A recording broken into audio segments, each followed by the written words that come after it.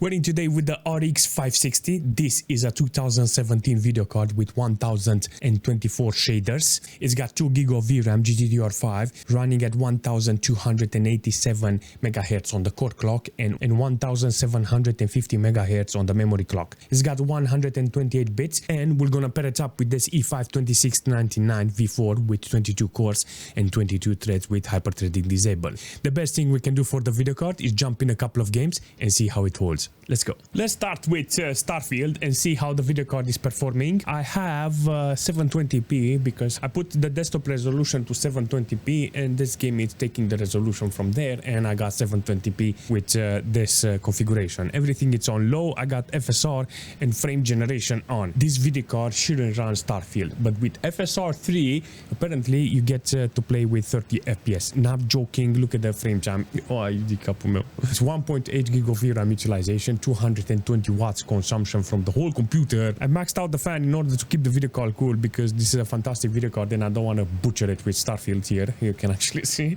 maximum core load on the video card. Everything is you can't make Starfield run. The only thing we can do, you know what, let's do it. I swapped it to 1024, yeah, from 720p. I got more wattage consumption, but the frame time is very linear. FSR apparently is doing a fantastic work. There is a chance with 1024 to actually play the game. What I've done, because this feels very retro-ish, you know, I adjusted like this. Now it feels like I'm playing like an old console or something. Dude, it's like my past doesn't go away, you know, because back in the days, low quality, low resolution, everything was on the menu, you know. Every single time I was playing like that. And I thought, you know what, when I grow up I will have money and I will buy some stuff that doesn't run on low details and low resolution, and yet I'm still here with low resolution and low details. Okay, RX 560, you managed to remind me of the past. Okay. Okay, Starfield. Yes, Starfield with 1024 with FSR and everything. It gives you 30 FPS. I'm 100% sure if you go on a ship, you know, you will see that you will get better FPS because this is Neon City, yeah? This is the Cyberpunk of Starfield, you know? So in this case, you can see it's very, very heavy here. A lot of people, a lot of cities, guns, shops, and all kinds of stuff, you know, and it's yeah, not very easy on the video card. One more game apparently that I need to test on this resolution and this setup because I know I will have problems. See, I got borderless, so it takes 1024 from there. Frame cap and stuff like that, no. Motion blur disable, and I got the FSR frame generation on and low quality. Hopefully this setup is gonna help me get some playable FPS, and I got 46 FPS. Very surprised. It feels like slow motion with this frame generation. 30-40 FPS. I mean, you can actually see the VRAM is maxed out, you understand? It looks doggo, you know.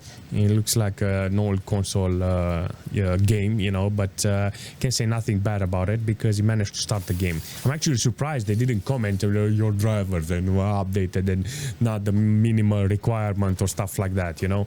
I'm actually surprised of that. But it does the job, you know. What do you mean it does the job, Daniel? It's starting the game. I'm sorry, I just have to rephrase my words. It starts the game. In this case, you can actually see that the VRAM is maxed out, the core is maxed out. Surprise, it stays on 42 degrees, but I have good ambient temperature here, and the fan is on maximum, and I cannot complain about this. You know what? If you have this game and this video card, I think this is the best punishment because you deserve it, seriously. If you put $50, you can play it on 1080p. Yeah, but if you don't want to play it with the original resolution, it will be like this. And it looks like an old computer, seriously, like a CRT monitor. All right, I'll take this, you know, I'll take it as a win because he managed to start the game, you know, and it's not overheating. Definitely a good performance, you know, when it comes to an RX 560 in Fortnite with 1080p. You can see that the code is maxed out, 1.4 gig of VRAM utilized here with 250 watts consumption. I like it, seriously, I like this performance, and apparently there is no problem on actually playing the game here with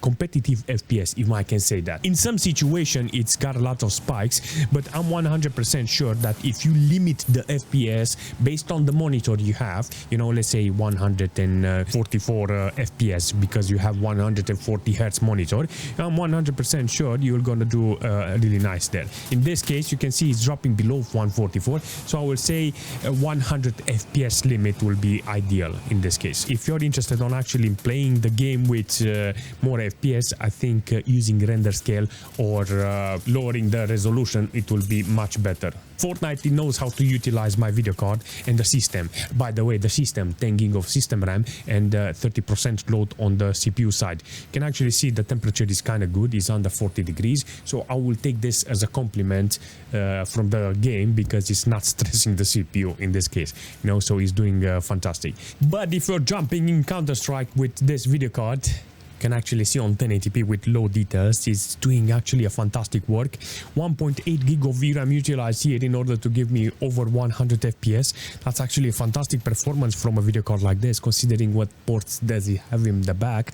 I will say this is a decent performance because it can deliver this FPS to a high FPS monitor if you're interested on getting that type of monitor. But regardless, it's utilizing the core at maximum. With maximum fan speed, you can see I got 44 degrees. That means on automated you can keep the video card normal and don't disturb you with the sound of the fan, because I put maximum fan because I want the video card cooled, you know. But you can put it on automatic, log the FPS to the monitor, and I think you will be actually in a good position. But if we're jumping in PUBG with this video card, you can actually see that the video card is doing fantastic. I'm on 1080p with very low. I got 100% render scale and it looks okay, you know, with this amount of details. I'm using 1.8 gig of VRAM in this occasion, 100% render scale, you know. It looks it doesn't look that bad, you know, when it comes to utilizing an old video card like this. The game is older than the video card, theoretically should be much better, but you can actually see that the core in this situation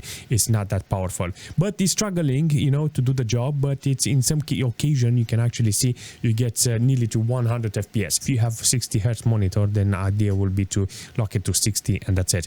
But even like that, unlocked, even with 90-70 FPS on average, I think this is a good solution if you're interested on playing some games. You know, PUBG can run on this video card easy, you know. I think ideal will be to just do some custom settings in the game so you can get maybe some view distance, 900p, maybe it will be ideal to actually lower just a little the resolution, maybe 80% render scale in this situation. There's all kinds of settings in order for you to get better FPS and maybe some more details, you know. PUBG is one of those games that needs to be checked and put on your computer in order to have some fun with a video card like this, you know, because it is possible. But if we're jumping in Cyberpunk with 720p no upscaling, you can actually see I get 40 FPS on average. This is gonna be very interesting because this is actually playable.